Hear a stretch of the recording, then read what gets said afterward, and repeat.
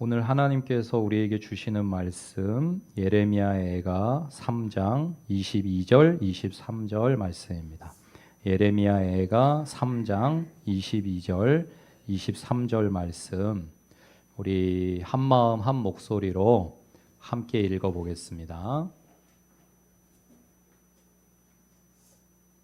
같이 읽어볼까요? 시작. 여호와의 인자와 긍휼이 무궁하심으로 우리가 진멸되지 아니함이니이다.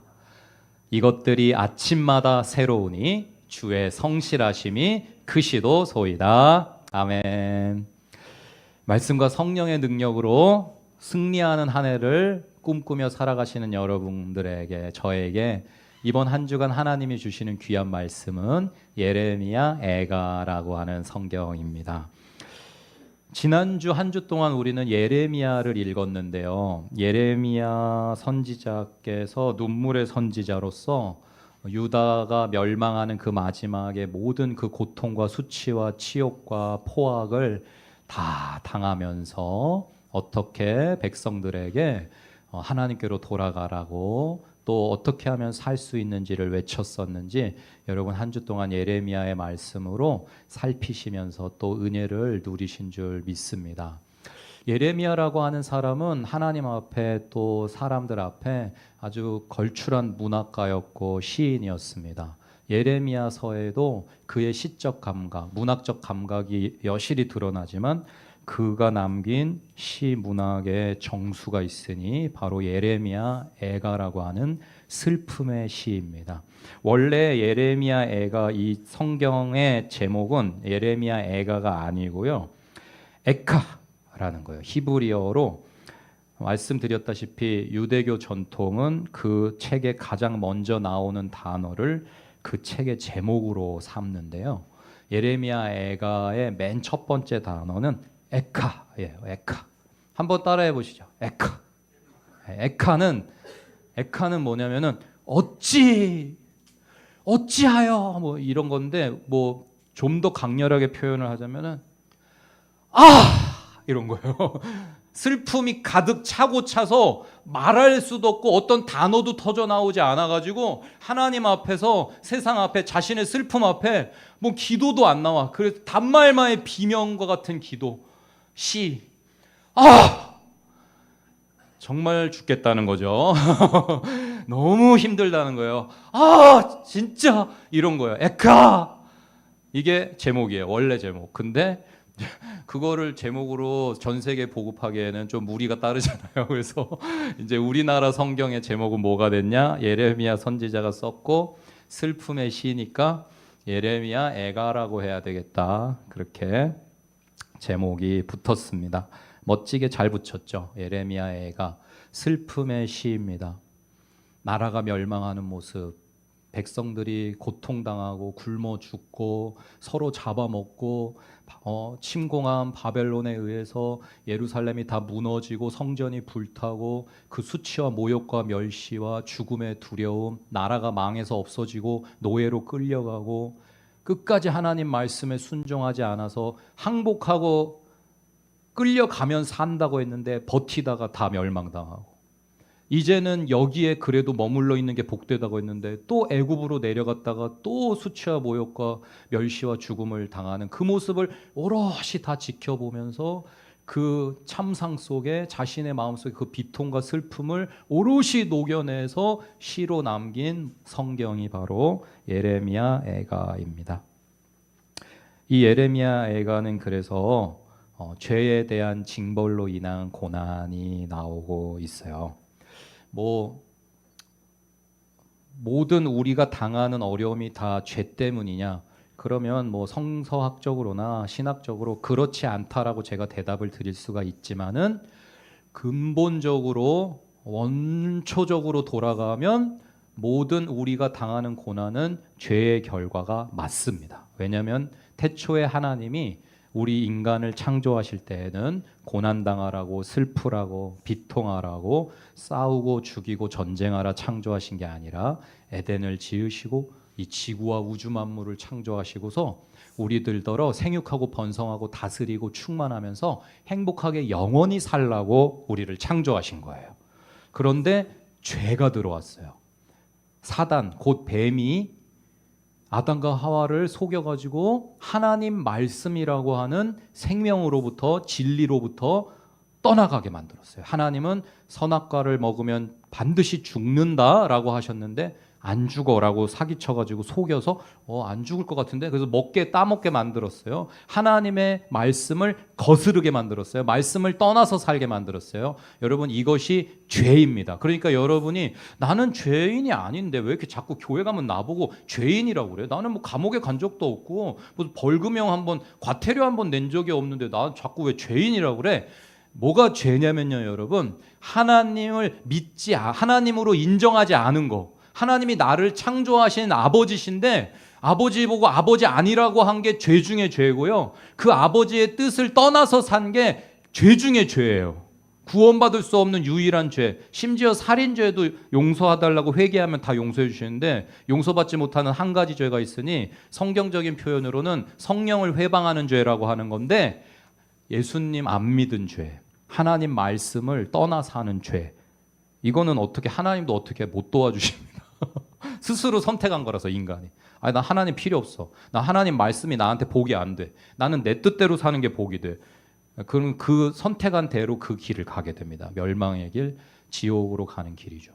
그러나 하나님을 하나님으로 인정하고 하나님의 말씀으로 살아가는 사람은 어려운 가운데, 고난 가운데, 심지어 죄악 가운데 가서 거한다고 해도 하나님께서 돌이키게 하시고 그를 오래 참고 기다리시며 십자가의 사랑으로 빚어가시면서 끝끝내 구원하시고 건지시는 줄 믿습니다. 그러니 예수 믿고 은혜로운 교회로 살아가시기를 참 잘하셨습니다. 예수 믿고 구원받으셨습니다. 이제 하나님이 여러분의 아버지가 다시 되셨기 때문이에요. 예수를 믿었다는 사건은 엄청난 사건인데요, 다시 하나님의 자녀가 되게 해주신 겁니다. 예수님의 십자가가 여러분의 모든 죄를 씻어버리셨어요. 그래서 하나님이 여러분을 보셔도 이젠 여러분의 죄가 보이지 않습니다. 예수님의 십자가의 사랑으로 여러분의 죄는, 예수님을 제가 구원자로 나의 하나님으로 믿겠습니다 하는 순간 여러분의 죄는 과거의 죄, 현재의 죄, 미래의 죄가 한 번에 다 씻겨졌거든요. 그러니까 우리는 이제 목욕을 한 사람들이기 때문에 또 죄를 좀 짓고 못된 생각을 하고 누군가한테 좀 욕을 하고 막 싸우고 그래도요, 회개하면 돼요. 발만 씻으면 돼요. 목욕한 사람은 발만 씻으면 됩니다. 근데 목욕 안 하고 맨날 발만 씻는 건 소용이 별로 없습니다. 목욕을 하는 사건, 정말 예수님을 나의 구원자로 하나님으로 인정하는 믿음, 이게 목욕의 사건, 거듭나는 사건, 세례의 의미이고요, 성찬에 참여하는 의미입니다. 예수 믿고 구원받으신 저와 여러분 모두이시기를 축복합니다. 믿은 척하고 앉아있어봤자 소용없습니다. 그러니 한번 따라서 고백하시죠.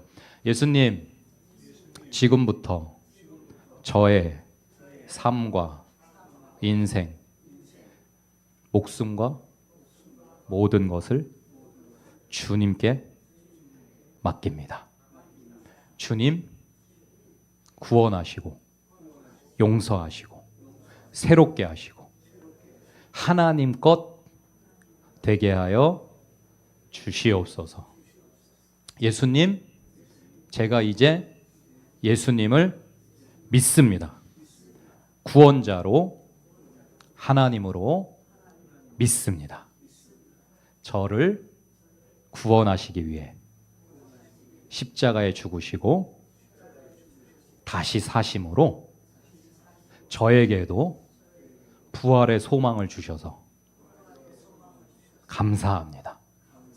나도 죽으면 끝나는 존재가 아니라 영원히 사는 천국 백성임을 가르쳐 주시니 감사합니다. 감사합니다. 성령님, 이제부터 죽는 날까지 말씀과 성령으로 승리하며 기쁨으로 살 수 있도록 도와주세요. 예수님 이름으로 기도합니다. 아멘. 만약에 이 자리에 이 고백을 태어나서 처음으로 진실로 나의 마음의 고백으로 하신 분이 계시다면 지금 막 구원받으셨습니다. 그분을 위해서 뭐 없을 수도 있는데 뭐 있을 수도 있으니까 우리 그분을 위해서 한번 박수하겠습니다. 하나님 나라의 백성이 되시고 하나님의 자녀가 되시고 예수님의 신부가 되시고 성령의 일꾼이 되신 것을 축복드립니다. 여러분이 받으신 복이에요. 이 세상 살아가다 보면 예레미야와 같이 인생 전체가 너무나 고통스러운 그런 인생도 있을 수 있습니다. 왜냐하면 말씀드린 것처럼 이 세상에는 죄가 있기 때문이에요. 죄가 있기 때문에 하나님의 말씀이 온전히 이루어지지 않기 때문에 이 세상에는 어려움도 있고 상처도 있고 아픔도 있고 다툼도 있고 전쟁도 있고 그런데요. 그러한 삶에 절망할 필요가 없습니다. 방금 여러분이 고백하신 것처럼 예수님이 나의 구원자이시고 하나님이신 것을 깨달은 사람들에게는 언제나 예수님이요 어떤 존재가 되시냐면요, 한번 따라서 고백하십시오. 길이요, 진리요, 생명이시다.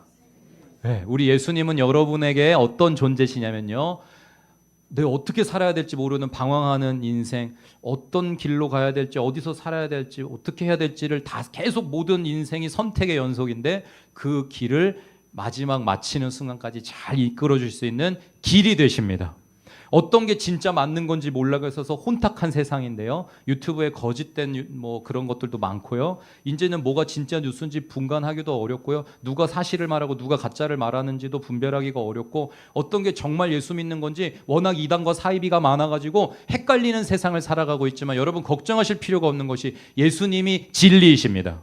길이신 그분이 진리이세요. 그러니까 여러분은요 어떤 말도 어떤 단체도 어떤 것에도 흔들릴 필요가 없이 기적과 무슨 뭐 그런 은사에 휘둘리실 필요가 없이 예수님을 따라가시면 됩니다. 예, 예수님을 따라가면요 진리에서 걸어갈 수가 있습니다. 그러니 예수님을 따라가기 위해 날마다 말씀을 읽으시길 축복드립니다. 예수님을 만나고 예수님을 배우고 예수님을 닮아갈 수 있는 유일한 곳이 어디냐면 교회이고 성경 말씀이에요.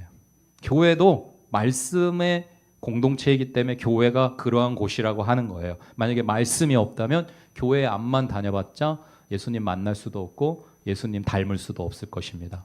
말씀으로 살아가시는 이 말씀 자체가 예수 그리스도이신데 뭐 오늘 주제와는 이제 벗어나니까 말씀이 예수님이야. 내가 말씀 읽으면 예수님 만나는 거야. 지금 예수님과 함께인 순간이야. 이렇게 마음을 먹으시고요. 성경 읽는 거, 묵상하는 거 우습게 여기지 마시고 교회 와서 예배하면서 목사 설교 듣는 거 유튜브로 예배 드리면서 계속 말씀 들으려고 하는 거 제가 단톡방에 매일매일 말씀 새벽 기도 말씀이고 뭐 목요 치유 기도의 말씀이고 유튜브로 하지 않는 말씀들 다 녹음해서 여러분들에게 드리는 이유는 그 말씀이 길이요 진리요 생명이신 예수님이시기 때문입니다. 날마다 챙겨서 먹으시길 축복합니다. 여러분 뭐 몸에 좋은 약 다 매일매일 챙겨 드시잖아요. 어느 정도 뭐 40대만 돼도 이제 슬슬 챙겨 먹어야 되는 약들이 많아지는데 우리가요 매일매일 약만 챙겨 먹고 밥만 챙겨 먹으면 정말 어리석은 겁니다. 육체만 아무리 건강하려고 해도 건강할 수도 없고요. 영혼육이 같이 건강해야 진짜 건강한 건데 영혼이 건강하면 육체도 다스릴 수가 있습니다. 그러니 우리 영혼의 밥이 되는 말씀을 매일 먹으시기를 축복해요. 여러분 잘 먹으실 수 있도록 교회가 도와드리는 거잖아요. 묵상집도 공짜로 그냥 매번 드리고요. 매일 딱딱 읽으실 수 있도록. 이승환 목사가 너무 한가하고 할 일이 없어가지고 일주일이면 10번, 11번씩 설교하면서 그거 다 녹음해서 여러분 단톡방에 올려드리고 유튜브로 다 여러분 예배하실 수 있도록 도와드리고 하는 거 아닙니다. 그게 저와 여러분에게 생명이기 때문에 그렇습니다. 말씀이 예수님이시기 때문에. 예수님 길이고 진리시고 생명이십니다. 예수님이 생명이신데 생명의 양식이 뭐냐면 성경 말씀이에요. 그러니 이번 한 주도 말씀과 가까이 사시기를 축복합니다. 주일에 와서 목사가 준비한 설교 몇십 분 이걸로는 여러분 일주일을 승리하면서 천국으로 살기가 많이 어렵죠? 주중에 안 드시려고들 대답들 안 하시지? 어렵잖아요. 예. 네. 괜히 교회가 뭐 심심해서 수요 예배도 하고 금요 예배도 하고 새벽 기도도 하는 줄 아세요? 여러분 다 살으라고 행복하라고 주일만이 아니라 월화수목금토일 승리하면서 행복하라고 교회는 늘 예배하는 거예요. 네. 여러분 귀히 여겨야 할 것을 귀히 여겨주시기를 부탁드립니다. 네. 예배 힘쓰고요. 날마다 말씀 먹고 말씀대로 살려고 하면 여러분 사단의 공격 싸워 이길 수 있어요. 사단은 여러분을 통해서 여러분의 가정을, 여러분의 직장을, 여러분의 모든 삶의 영역을 지옥으로 만들려고 해요. 다른 걸로 하는 게 아니에요. 사단의 도구도 인간이고 하나님의 도구도 인간이에요. 우리 마음밭이 전쟁터고요. 그걸 지켜야 돼요. 마음을 사랑으로, 희락으로, 화평으로, 오래 참음으로, 자비로, 양선으로, 충성으로, 온유로, 절제로 쫙 채워가지고 사단이 막 이런저런 사기를 치고 공격을 하고 싸우라고 그러고 미워하라고 그러고 이기심으로 살라고 그러고 교만하게 살라고 할 때에 말씀으로 이겨야 된단 말이에요. 말씀으로. 근데 매일매일 말씀을 안 먹어? 정말 말씀에 나를 비추지를 않어?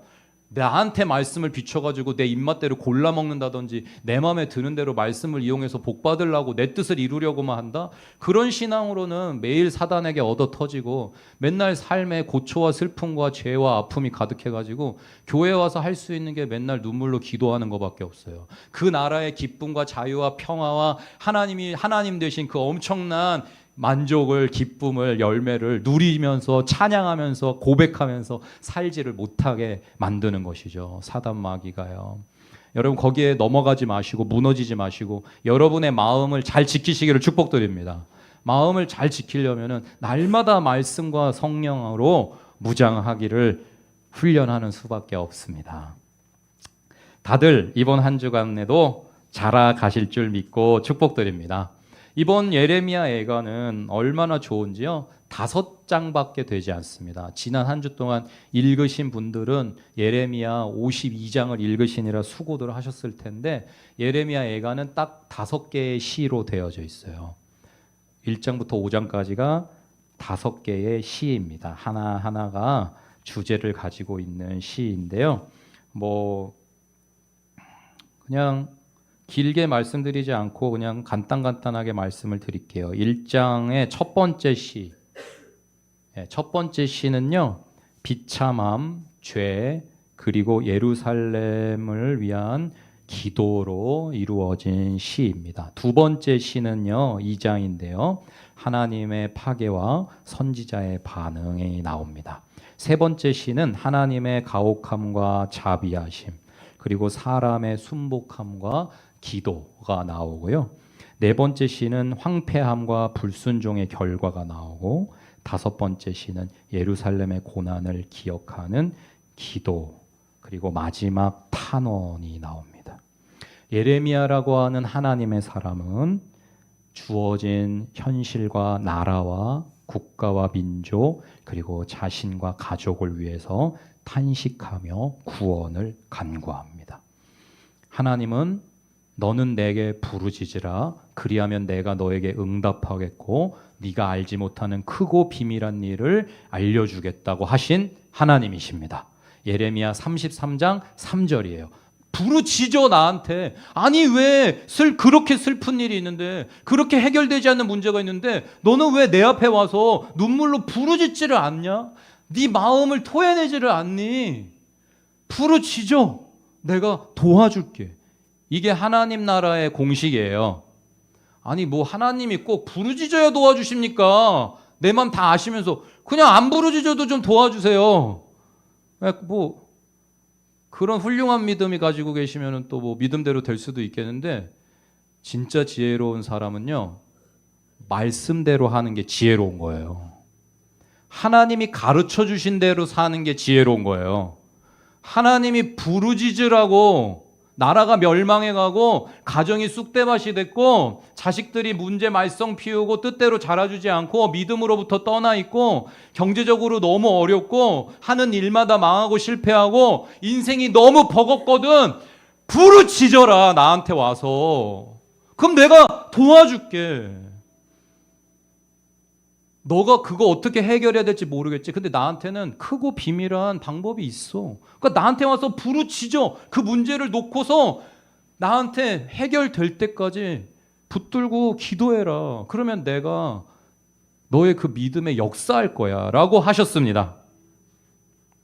기도는 언제까지 하는 거냐면요, 될 때까지 하는 겁니다. 그게 하나님의 뜻이 맞는 거라면은요, 언제까지 기도하면 되냐면요, 될 때까지 기도하면 됩니다. 제가 지금 굉장히 좋은 거 가르쳐주고 있는 건데 다들 무심히 그냥 듣고 계시는데 그렇구나 막 이런 표정이신 분은 한 분도 안 계시네요. 뭐 워낙 수준들이 높으셔서 우리 은혜로운 교회 성도들은 다들 잘 아셔서 그런 거겠죠. 예. 다들 기도 응답을 엄청 받으면서 살고들 계시니까는 뭐 더 배울 게 없으시잖아요. 여러분, 기도 응답 받을 수 있는 방법 간단합니다. 하나님이 원하시는 거면 반드시 응답되는데요, 내가 하나님이 원하시지 않거나 하나님이 싫어하시거나 내 욕심을 구하고 내 복을 막 구하면서 아무리 붙들고 늘어져 봤자 될 수도 있고 안 될 수도 있는데 반드시 응답받는 기도가 있으니 하나님이 원하시는 걸 기도하는 건 반드시 돼요. 자, 그러면 우리 대한민국이 평화롭기를 우리가 기도하는 것은 하나님 뜻에 맞습니까? 틀립니까? 그러면 반드시 됩니까? 안 됩니까? 우리가 부르짖으면 도와주실 줄 믿습니다. 여러분, 각 가정이 행복하고 평화롭고 웃음이 넘치고 부모 자식 간에 우애하고 사랑하고 찬양이 넘치는 가정이 되는 것 하나님이 원하십니까? 안 원하십니까? 원하시면, 여러분이 부르짖으면 그렇게 될 때까지 하나님 앞에 눈물로 기도하면 됩니까? 안 됩니까? 됩니다. 뭐가 문제다? 기도를 안 하는 게 문제다. 정말 문제가 있는데 없는 것처럼 눈물로 부르짖으며 기도하지를 않는 게 응답받지 못하는 이유입니다.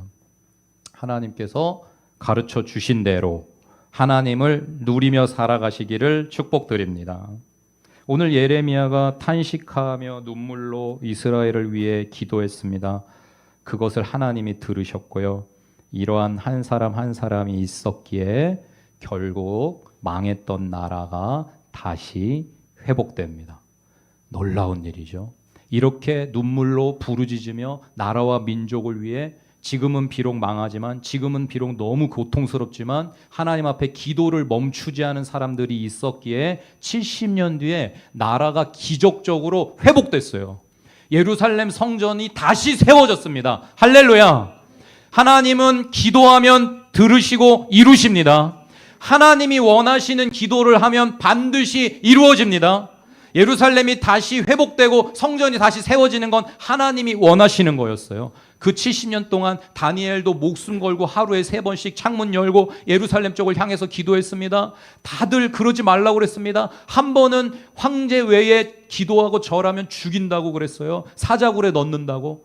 다니엘에게는 나라와 민족을 위해서 기도로, 눈물로 하루에 3번씩 기도하는 게 자기 목숨보다 중요했습니다. 아랑곳하지 않고 창문 열고 그날도 기도하다가 걸려가지고 사자굴에 들어갔습니다. 하나님께 목숨을 건 인생, 하나님이 절대 그냥 두시지 않습니다. 지켜주십니다. 보호하십니다. 함께 하십니다. 역정케 하세요. 사자 잘 베고, 제가 요즘 저희 집 고양이 라미를 가끔 베고 자는데요. 왜냐하면 제가 괴롭히는 게 아니라 걔가 제 품에 와요. 와가지고 자면은 이제 걔는 제 품에서 자고 저는 걔 베고 자고 이렇게 자면요, 야, 지금은 이제 날이 더워져가지고 조금 가줬으면 싶은데도 얘가 저를 너무 사랑하니까 내치지는 못하고 이렇게 참고 있는데, 야, 겨울에는 아주 따봉입니다. 얼마나 좋은지 모릅니다. 이게 따뜻해가지고 이게 예, 너무 좋아요. 근데 고양이도 그런데 사자는 얼마나 따뜻하겠습니까? 그렇죠? 그러니까 다니엘 그날 따뜻하게 잘 자고, 그것도 한 마리가 아니었습니다. 한 마리는 베고 2마리는 덮고 이렇게 딱 자고서 나와가지고 다음 날에 딱 나와서 다른 대적들은 다 다시 거기 들어가서 죽고 하나님 영광 받으시고. 할렐루야. 기도에 목숨 건 사람은요, 하나님 반드시 사용하시고요, 영광 받게 하시고요, 역전되는 인생 살게 하시고요, 하나님도 영광을 받으세요. 우리의 기도로 하나님이 영광을 받으십니다. 다니엘이 한 것 딱 하나밖에 없다니까요. 기도, 목숨 걸고 해야 될 기도를 죽인다고 해도 매일 한 것밖에 없어요. 하나님이 영광 받으셨고 그의 인생도 별처럼 빛났고요, 나라가 다시 회복되게 됐습니다. 그의 기도로요. 예레미야의 기도로, 다니엘의 기도로, 에스겔의 기도로 망해서 없어졌는데도 그 나라를 회복시키실 하나님을 믿고서 70년 동안 매일매일 부르짖은 눈물들이 모이고 모여서 기도가 쌓이고 쌓여서 나라가 회복됐어요. 여러분의 가정도 그와 같으시길 축복드립니다. 은혜로운 교회도 그와 같을 줄로 믿습니다. 찬양의 시간을 많이 사용했기에 나누고 싶은 말씀은 많은데요. 딱 이거 한 말씀 드리고 우리 같이 기도하겠는데요. 예레미야 선지자는 자기 동족들의 참상과 슬픔, 죄악을 자신의 것으로 삼고서 살았고 기도했습니다. 그래서 사실 소망이 없어야지 되는 예루살렘의 이스라엘의 소망이 있었습니다. 예레미야 선지자는 누구한테 배운 거냐면 하나님께 배웠는데요. 나중에 예수님이 오셔가지고 우리의 죄를 자신의 것으로 삼으시고 우리 죄를 값을 대신 십자가에서 치러 주셨습니다. 우리를 위해 대신 우셨고요. 우리를 위해서 대신 기도하셨고요. 우리의 병들음을, 가난함을, 외로움을 그냥 보시지 못하고 배고파하고 있으면 오병이어로 먹여주셨고요. 세리와 창녀들의 친구가 되어주셨고요. 문둥병자들의 손을 잡으시고 부둥켜 안으시며 치유해 주셨습니다. 모든 것을 다 나의 것으로 삼으셨어요. 우리의 죄를 자신의 것으로 삼으시고 대신 죽으셔서 주님의 십자가로 인해 저와 여러분에게도 영원한 소망이 생겼습니다. 그러면 이제 우리는 어떻게 살아야 될까요? 우리도 예수님처럼 예레미야처럼 나를 위해서 사는 게 아니고요. 누군가를 위해서 사는데 그냥 적당히 도와줄 수 있는 수준에서 도와주는 게 아니라 그 사람의 문제를 내 문제로 여기는 거예요. 그 사람의 죄를 내 죄로 삼고 눈물로 회개하는 거예요. 그 사람의 배고픔을 내 배고픔으로 알고 나눠주면서 사는 거고요. 왜 저래? 도대체 왜 맨날 똑같아? 왜 저렇게 문제가 있어? 왜 저 모양이야? 라고 하는 게 아니라 그거를 내 문제로 내 죄로 삼아버리는 사람 한 명만 있잖아요. 예수님처럼, 예레미야처럼요. 그러면은 거기에 소망이 있습니다. 그 가정에 소망이 있습니다. 그 교회에 소망이 있어요. 그 나라에 소망이 있습니다. 내 걸로 삼고서 기도하는 사람 한 명만 있으면 소망이 있습니다. 그래서 은혜로운 교회에 소망이 있습니다. 왜냐하면 제가 날로 철 들어가고 성숙해져 가면서 옛날에 무슨 일 있으면 성도들 탓했는데요. 이제는 안 그럽니다. 그냥 다 제 탓이에요. 내 기도가 부족해서, 내가 사랑이 없어서, 내가 더 잘 가르치질 못해서 그렇구나. 저런 문제가 있구나. 아직도 저렇구나.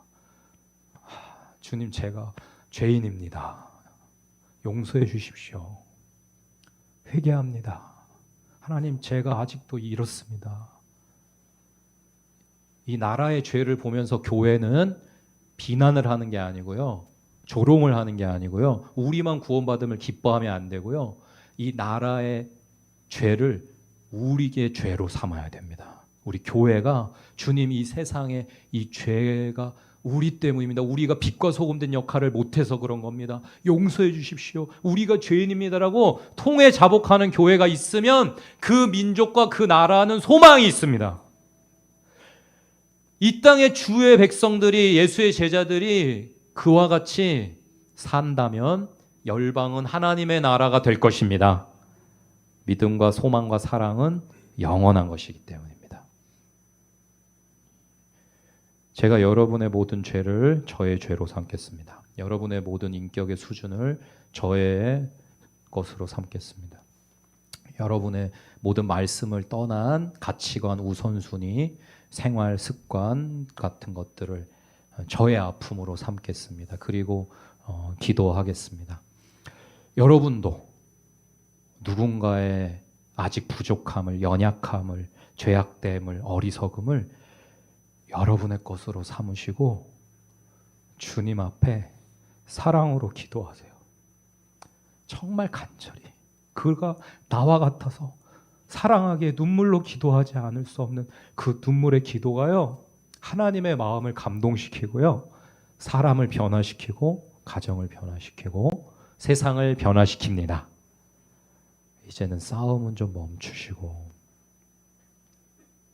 내가 사랑이 없고 죄인이라서 그런지 모르고 계속 상대방에게 손가락질만 하고 있는 저와 여러분의 모든 삶의 자리에 예레미야 애가의 지혜가 함께 하시고 눈물의 기도가 함께 하심으로 한 주간 놀라운 회복과 치유와 구원과 감격을 누리시는 은혜의 한 주간이 되실 줄 믿고 축복드립니다.